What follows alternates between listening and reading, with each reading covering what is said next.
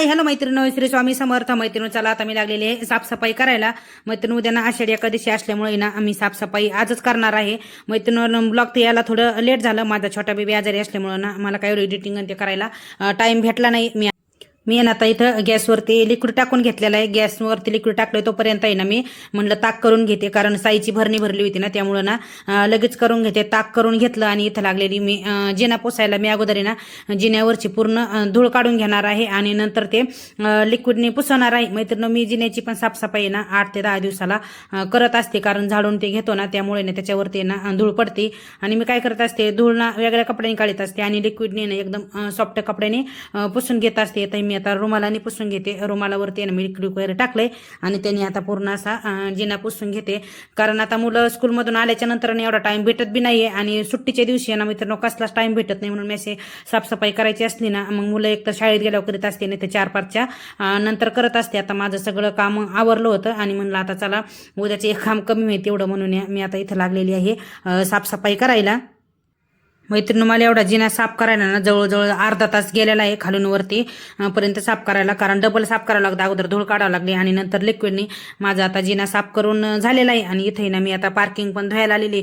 Parking पण मैत्रिणी कधी धुवावं लागते, जेव्हा मुलं वगैरे शाळेत जातील ना तेव्हा धुवा लागते.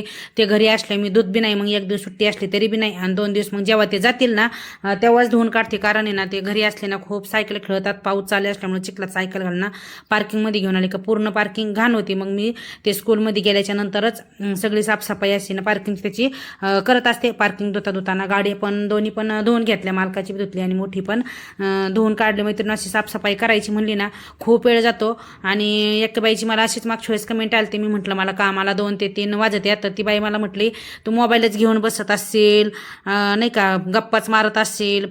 एवढी 2-3 शब्द तर मैत्रिणी एवढे घाण बोलली होती. चला सांगून मी काही ते सांगत नाही, ती बोलली म्हणून आपण बी नको तसं बोलायला जाऊ दे. ती पण आता ही ब्लॉग बघत असन, तिला माहिती ही जी बोलली ना तिच्याबरोबर बरोबर जाणार आहे ही. मी काय बोलले तर हे पाहता इथे ना मी पार्किंग वगैरे धुवून आले आणि मी गॅसवरती लिक्विड टाकलं होतं आणि गॅस खाली ना वाट्यावरती बी थोडं साबणीचं पाणी ते टाकून गेले होते. मला येईपर्यंत ना छान पूर्ण असं भिजल्यासारखं झालं आणि मला घासायला पण पटकन आवरले. पहा माझं आता किचन वगैरे पूर्ण साफ करून झालेलं आहे.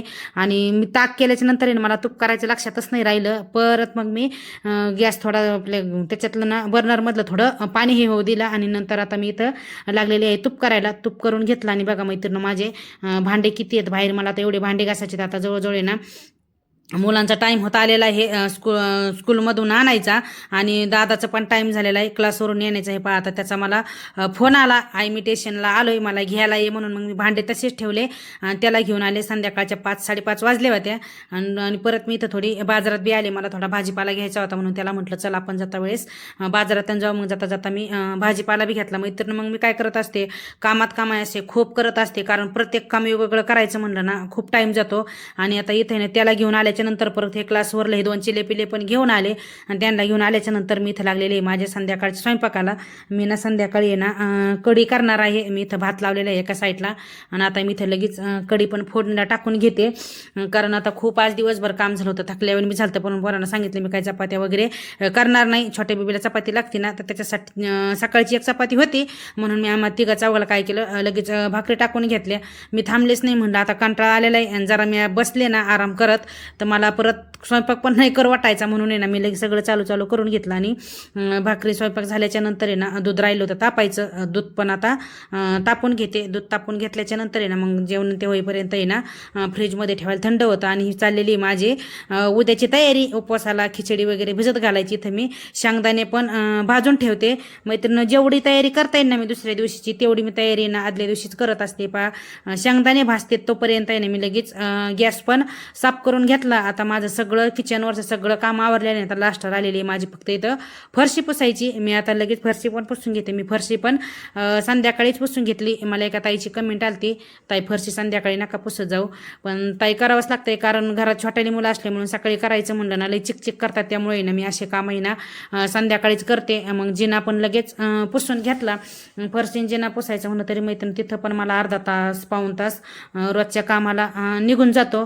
हे पाहता इथे ना मी जिना पुसीत आहे आणि अजून मालक आलेले नाहीत बरं का. जिना पुसायला मला 10-10:15 वाजले होत्या तरी पण ते आले नाहीत. इथे ना माझा परत चाललेली आहे उद्यासाठी इथं उपवासाला खिचडी भिजत घालायला खिचडी भिजत घातली आणि दही पण लावते. थोडं विकत आणणारे दूध थोडं एक्स्ट्रा होतं म्हणून म्हणलं चला दूध पण घरात पण थोडं दही लावून घेते. आता माझं सगळं काम आवरलेलं आहे.